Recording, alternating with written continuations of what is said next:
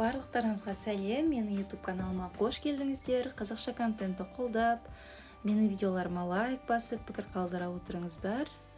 Бүгін оразаның 26 күні, ұстаған оразаларыңыз қабыл болсын. Ауызашардың бүгінгі менюінде моңғол халқының тағамы цуйвайн дайындаймын. Ең бірінші етті ұсақтап турап, майға қуырамыз.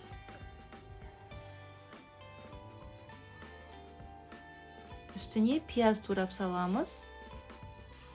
Етпен бірге өте баяу отта 20 минуттай қуырамыз.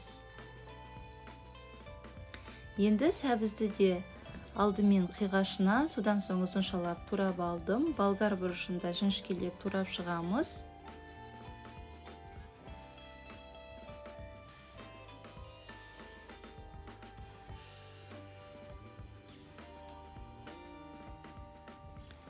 Еттің қамырына бұқтырғандай салқын суға бір жұмыртқа тұз қосып, қамыр елеп бұқтырып қоямыз. Одан кейін духовкадағы противенді 200 градуста 10-15 минуттай қыздырамыз. Содан соң жайылған қамырды противенге салып, екі жағын 1-2 минуттай кептіріп аламыз. Енді кеспеге кескендей қылып, жіңішке етіп кесіп аламыз.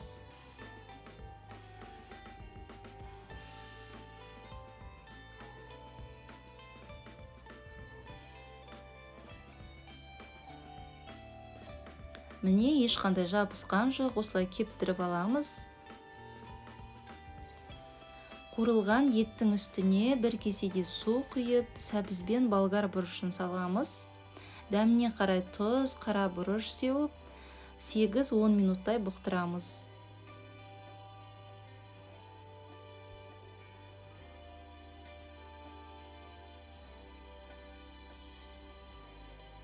Дайын болған кеспені бетіне салып, 15 минуттай баяу отта бұқтырамыз.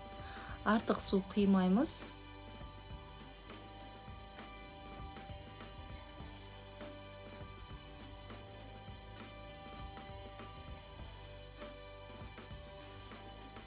Міне осылай шашылып, тарам-тарам болып, шашылып тұруы керек. Міне осымен тағамымыз дайын болды, және де шайға қарақат қосылған пирог дайындадым. Өте жұмсақ болып шықты. Алдыңғы видеоларда бұл пирогтың рецептісі түсірілген болатын, және осы видеоның жоғарғы жағына шығарып қойдым. Міне осымен тағамымыз дайын болды. Тарелкамызға салып, бетіне көк пияз сеуіп ұсындым. Видеоны соңына дейін көрсеңіз, маған кері байланыс ретінде лайк басып, пікір қалдыра отырыңыз.